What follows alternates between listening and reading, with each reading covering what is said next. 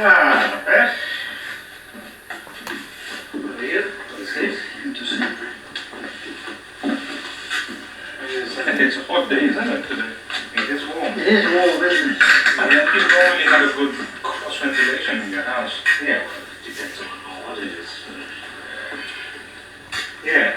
So we're going to take weighing. Let's see how your weight's going.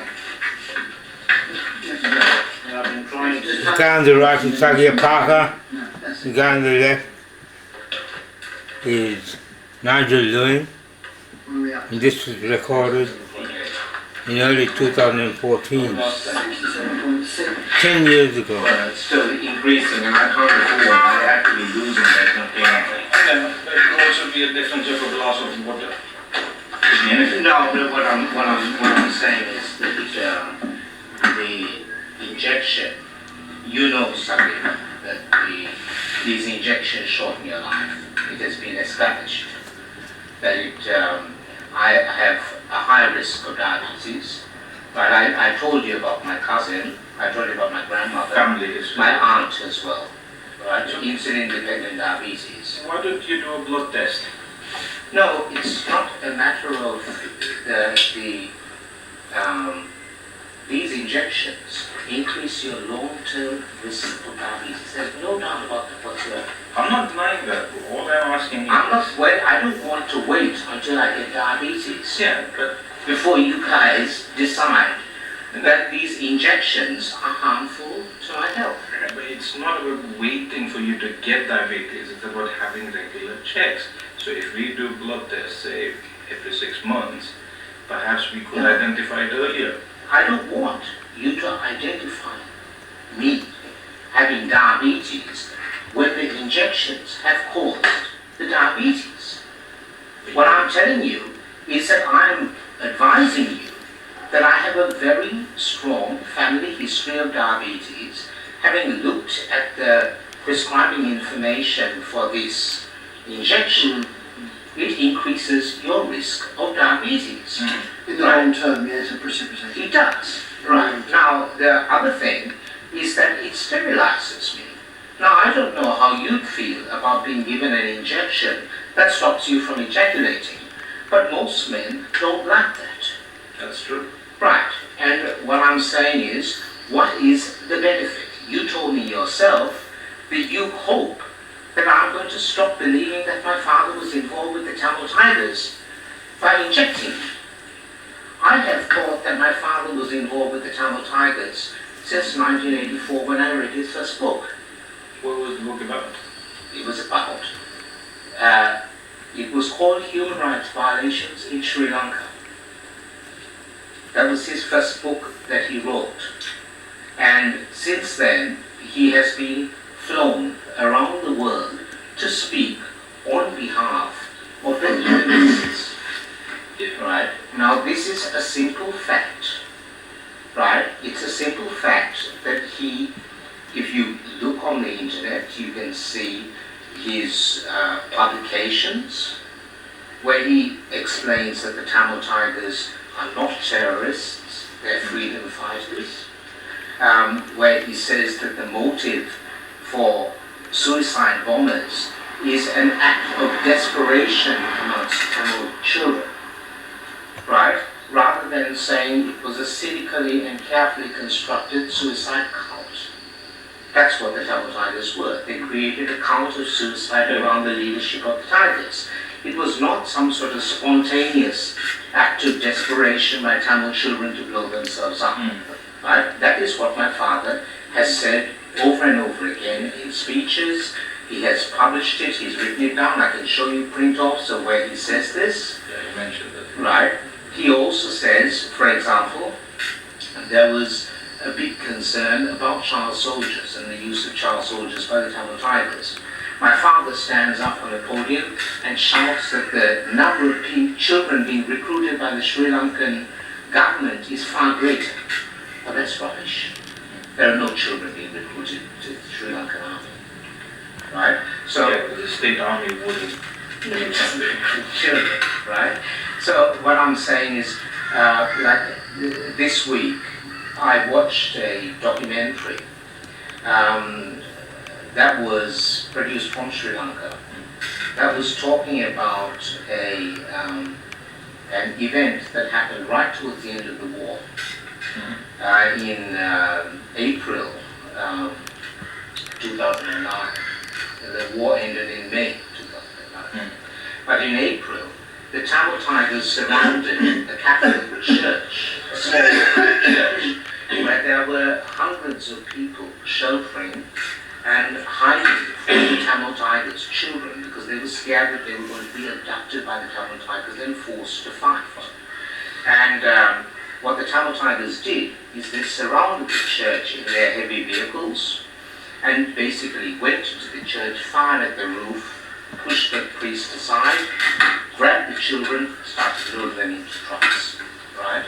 Now, they showed the footage of the priest himself, who said that he was helpless to stop them. He's a priest, a Catholic priest with 40 years of experience as a priest in the north and including the Tamil Tiger areas. He's not going to be lying, right? They showed the children themselves, the child victims, some of whom escaped, some of whom escaped later. And when I tried to explain this, I rang my mother and asked her to watch this, which I posted on my Facebook site, because I think it's important for people to see what happened. And she was having a lot of difficulty accepting it. Right? This is how, like, she says, I get information from all over. I said, but all the information that you've got, no one has ever mentioned this event. Right? My father will say, oh yes, the Tamil Tigers have done some acts of terrorism, but, right? There's always a but, you know, like, but what the Sri Lankan government have done is 100 times, 1,000 times worse. Yeah, but I think both sides have had issues that, you know, people have found difficult to deal with. When nobody, I'm not saying that the Tamil Tigers were saints or anything, they have committed a lot of atrocities themselves, isn't it? To say that they were not saints is somewhat of an understatement. The FBI described them as the most ruthless and dangerous terrorist organization in the world. At one point. Yeah, because, and what I'm saying is that they, right through their 30 years, were saying that they were fighting on behalf of the Tamil people. When actually, when it came to the crunch and they were risking defeat, they were kidnapping young Tamil children, giving them a gun and sending them to the front line. Right? They were shooting people who were Tamil people who were trying to escape from them. And there's actually footage of them actually shooting people, right? And it was seen on satellite, right? So what I'm saying is that from the time I was a child, I was fed pro-Tiger propaganda all along, right? In my household, because my father would only talk about things that he said the Sri Lankan government had done. He'd never ever say anything, but privately, he'd say, oh yes, so Prabharan shot his school teacher, and Prabharan did this, Prabharan did that. But when he went out publicly, he was careful not to criticize the Tamil Tigers at all, right? Because they were the ones who were paying for the conferences and the protests and or the events that he was being asked for. He was being invited. If he was speaking against the Tamil Tigers, he would never have been invited to these things, right? And what I'm saying is that this goes back all the way to the 1980s, right? And it continued right up until the Tamil Tigers lost the war. After they lost the war, my father continued producing these DVDs, saying that the Sri Lankan government were making concentration camps, right? That the old men were being in forced labor, the young men were being summarily executed, and the Indian Ocean would be running red with their blood and all this stuff. This was all made up, right? He was saying that they were going to make concentration camps just like the Nazis, give them cholera and typhoid and infectious diseases and kill them, right? Now, when the Tamil Tigers were defeated, there was this big campaign to create this propaganda about the human rights situation. The human rights situation is not good. However, they weren't building concentration camps, right? My father said that what were semi-permanent camps were going to become permanent camps, and that the genocide of the Tamil people is accelerating at an accelerated rate and all this stuff, right? Now, this frightened a lot of Tamil people, right? And he never, even though he will pay lip service to the fact that, yes, the Tamil Tigers, he's a bit like you saying they weren't saints, right? But he doesn't, the issue of propaganda, right, is that you paint a very vivid picture of the victim that you want people to take notice of. You see that photograph, that's always been the case. What my father does is he does this with selected people, and then with the Sinhalese people, he doesn't even mention most of the bus bombings and the bombings of the Maligava, the temple that took the most sacred temple in Sri Lanka was bombed by the Tamil Tigers, Buddhist temple. Anuradhapura, which is the ancient Buddhist capital, that was bombed as well, and they bombed and killed a whole lot of Buddhist priests, including Buddhist novices, right? So what I'm saying is that when he's providing these propaganda DVDs that I showed you, he lists every single reported bombing or anything of the Tamil Tigers straight from the Tamil Tiger websites. Right. But the only thing that he'll mention is, for example, he says, yes, the Tamil Tigers have done acts of terrorism. For example, they bombed the central bank in Colombo. It was 10 years ago, but nevertheless they did it. Now, that's not good enough. That's not showing the real picture of what the Tamil Tigers did. So, what I'm saying, Sagir, is that no matter how much they inject me, it's not going to change the facts of what I have researched and found out. I don't dispute that statement.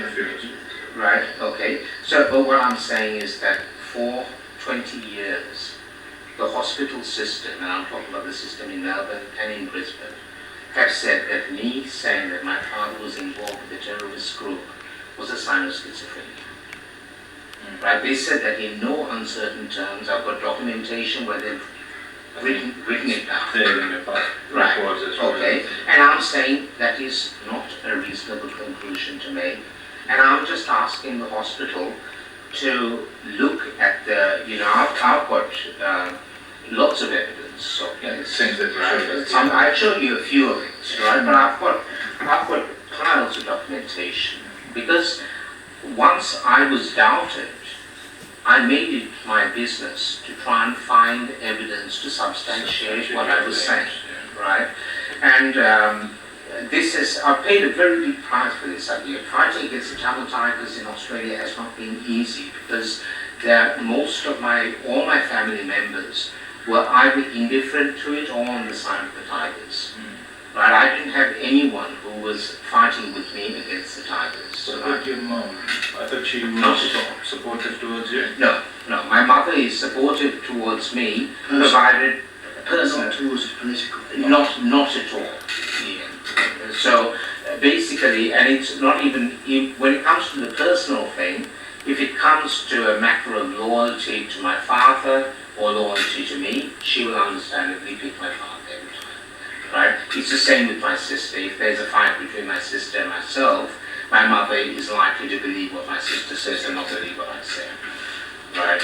One thing I've noticed today, you've got some of your photos on the wall. Yes, You've got some photos. These are new as well. No, they're not.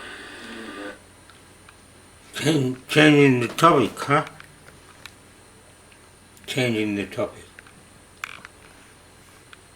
This guy told me later that he reported Janice Gomez and Paul Schneider. Patently obvious that 10 years ago, when this was recorded, I was not in the least bit mentally ill.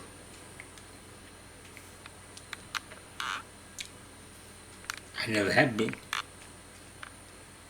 These are the people who are psychotic and very evil.